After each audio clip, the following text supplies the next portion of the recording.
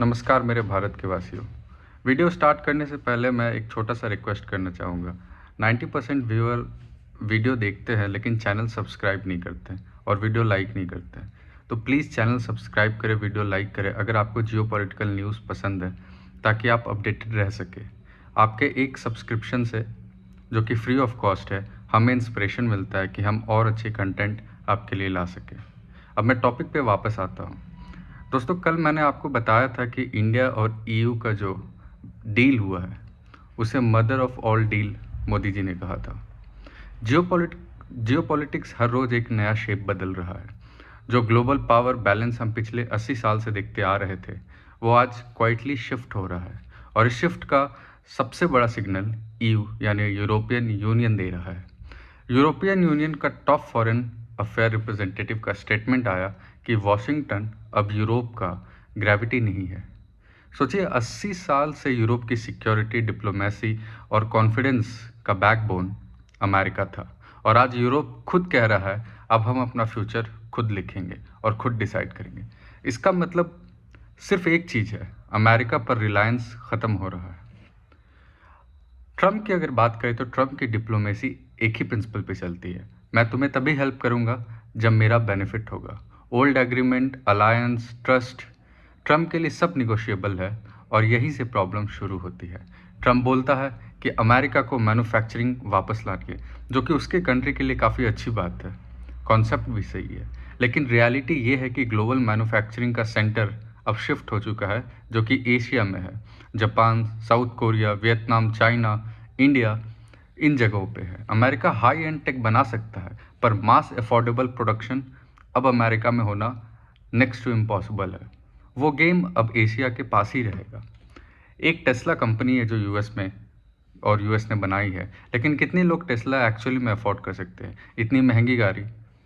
Exactly यही बात है जो कि अमेरिका को समझना होगा।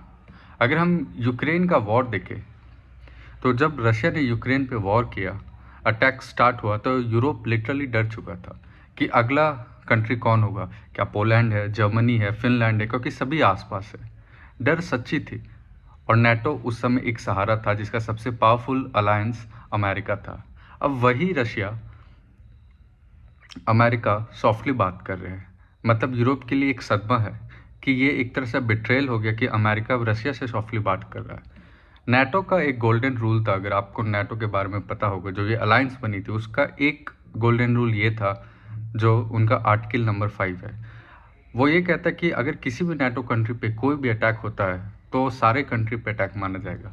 पर अब ट्रम्प ओपनली इस रूल को खुद ही वायलेट कर रहे हैं, क्योंकि वो चाहते हैं कि ग्रीनलैंड यूएस के अंदर आ जाए।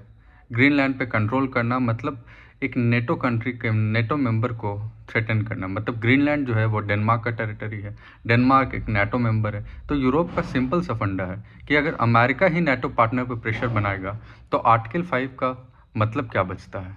यूरोप का एक कंक्लूजन निकल आता है कि अगर कल रशिया चाइना से थ्रेट आया तो अमेरिका गारंटीड पार्टनर तो नहीं है, तो वो अपना प्लान भी तो ऑफकोर्स बनाएगी। तो यूरोप की न्यू स्ट्रैटेजी यहीं से स्टार्ट होती है। ट्रेड एग्रीमेंट वो खुद डिसाइड करेंगे, डिफेंस पार्टनरशिप वो खुद चूज़ करेंगे, सिक्योरिटी का फ्यूचर वो खुद अपने हाथों में लेंगे। नाटो को भी मोर यूरोपियन लेस अमेरिकन बनाना पड़ेगा, ये यूरोप को समझ चुका है। और ये एक हिस्टोरिक शिफ्ट है अगर आप देखें तो, क्योंकि अमेरिका को नाटो से एग्जिट करना या डिपेंडेंसी कम करना अमेरिका के लिए भी एक सेटबैक है। ट्रम्प का जो स्टाइल है कि अलाइज को पब्लिकली इंसल्ट करना, लीडर्स को बिलिटिल करना, तुम मेरे स्टेट के गवर्नर हो, ऐसी स्टेटमेंट देना, जो कि वो उसने कनाडा के लिए दिया था, एक बार टॉलरेट होता है पर बार बार नहीं। बार बार सिर्फ एक ही कंट्री टॉलरेट कर सकता है, वो है पाकिस्तान, क्योंकि उनकी खुद की मोरल ग्राउंड तो कुछ नहीं है। लेकिन बाकी कंट्री जो यूरोप है, जो कनाडा है, जो ग्रीन आइलैंड है, वो नहीं चाहेंगे कि वो अपनी सोवरेनिटी के साथ कुछ दखल अंदाजी करें। अब आते हैं एक इंटरेस्टिंग केस पे, इंडिया और कनाडा। इंडिया और कनाडा में इसलिए डिस्कस कर रहा हूँ आज, क्योंकि एग्जैक्टली 1.5 साल पहले दोनों एक दूसरे के कट्टर दुश्मन टाइप बन गए थे। एक दूसरे से बात नहीं करते थे, एलिगेशन लग रहा था, डिप्लोमेटिक टेंशन था, और आपको पता है ये सब क्यों हो रहा था। और आज बड़ी बड़ी डील साइन होने वाली है। ये टर्न अराउंड कैसे हुआ? क्योंकि ग्लोबल अलायंस शिफ्ट हो रहा है और कनाडा को भी समझ रहा है कि अमेरिका पे फुल्ली डिपेंड नहीं रह सकते। और इंडिया एक रिलायबल पार्टनर शुरू से रहा है। अगर हम 60-70 साल पहले भी देखें तो इंडिया से कनाडा का पार्टनरशिप रहा था, और यहीं पे कनाडा ने वापस से इंडिया पे भरोसा दिखाया। मीडिया डिफेंस और ट्रेड की बात कर रही है, पर बीनीथ द टेबल जो सबसे मेजर डील साइन हो रहा है वो है यूरेनियम का।